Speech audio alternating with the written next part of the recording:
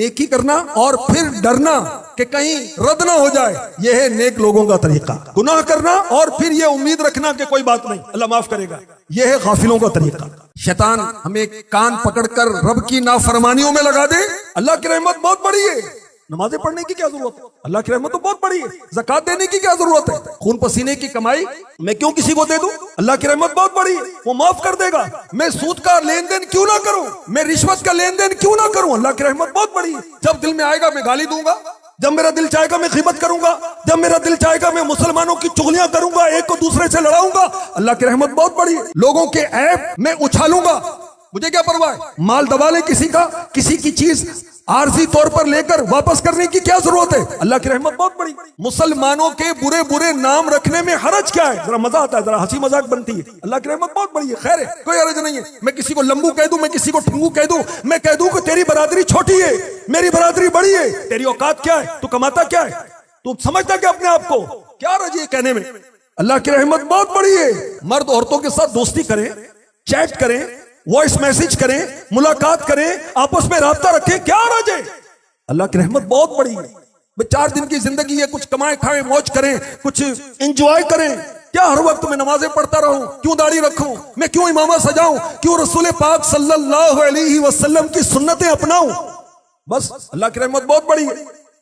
مسلمانوں کے لیے میرے دل میں تکبر ہو، غرور ہو، حسد ہو، ریا ہو، بغض ہو، کینہ ہو، مجھے غصہ آئے تو میں کسی پر ہاتھ رکھ دوں، کنجوسی کروں، خود پسندی کروں، میں جو سمجھ میں آتا کروں، مجھے کیا ضرورت ہے کہ میں پریشان رہوں؟ اللہ کی رحمت بہت بڑی ہے۔ اللہ کی رحمت بہت بڑی ہے تو اس کا مطلب یہ نہیں کہ استغفر اللہ ہم گناہ کرنے لگ جائیں، اللہ کی نافرمانیاں کرنے لگ جائیں۔ اللہ تبارک و تعالیٰ کی رحمت کتنی بڑی ہے، اس کا ادراک رکھنے والے ہم سے زیادہ اولیاء کرام ہیں، ہم سے زیادہ صحابہ کرام سمجھتے تھے اللہ کی رحمت کتنی بڑی ہے۔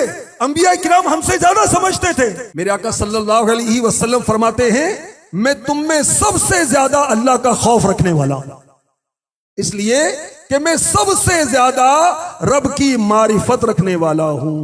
سید الانبیاء محمد مصطفیٰ صلی اللہ تعالی علیہ وآلہ وسلم کے مبارک سینے سے ہنڈیا کے ابلنے کی سی آواز آتی تھی خوف خدا کی وجہ سے۔ میرے آقا صلی اللہ علیہ وآلہ وسلم اس قدر طویل نماز پڑھتے کہ آپ کے مبارک قدم سوج جایا کرتے تھے، سویلنگ ہو جاتی۔ اور جب بی بی عائشہ صدیقہ طیبہ طاہرہ عابدہ زاہدہ رضی اللہ تعالی عنہا عرض کرتی کہ آقا آپ کے صدقے میں اللہ نے اگلے اور پچھلوں کے گناہ معاف فرما دیے، آپ اتنی عبادت کیوں کرتے ہیں؟ تو میرے نبی فرماتے ہیں کیا میں اللہ کا شکر گزار بندہ نہ بنوں؟ حضرت ابراہیم علیہ السلام جب آپ نماز پڑھتے تو خوف خدا سے ان کے دل کی دھڑکن تیز ہو جاتی، اس قدر تیز ہوتی کہ 1 میل کی مسافت سے بھی ان کے دل کی دھڑکن سنائی دیتی تھی۔ حضرت شعیب علیہ السلام اللہ کے خوف سے اس قدر روئے کہ آپ کی اکثر بینائی جاتی رہی۔ جبریل امی علیہ السلام جو کہ تمام فرشتوں کے سردار ہیں، میرے آقا علیہ السلام ان کے بارے میں فرماتے ہیں کہ یہ جب بھی میرے پاس آئے تو خوف خدا سے کانپ رہے ہوتے تھے۔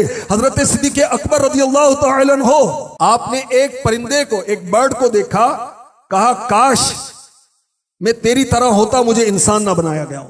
فاروق اعظم رضی اللہ تعالی عنہ عذاب کی آیت سنتے بے ہوش ہو جاتے، بیمار ہو جاتے، اس قدر روتے اللہ کے خوف سے کہ آپ کی آنکھوں کے نیچے 2 کالی لکیریں پڑ گئی تھیں۔ فرمایا کرتے کاش میری ماں مجھے نہ جن جاتی۔ اللہ کی رحمت بہت بڑی ہے۔ یہ لوگ ہم سے زیادہ اللہ کی رحمت کو سمجھتے تھے مگر اللہ کے خوف سے روتے تھے، کثرت کے ساتھ نمازیں پڑھتے تھے، کثرت کے ساتھ روزے رکھتے تھے، ان کی زندگیاں روزوں میں گزرتی تھیں، ان کے دن روزہ رکھنے میں اور رات عبادت میں گزرتے، اور پھر یہ رب کی بارگاہ میں روتے تھے یا اللہ ہمارے گناہ معاف کر۔ اور ہم تو گناہ کر کے کہتے ہیں کہ جی اللہ معاف کرنے والا ہے، بلا شبہ اللہ معاف کرنے والا ہے۔ کیا اللہ کی معافی کا ان کو پتہ نہیں تھا؟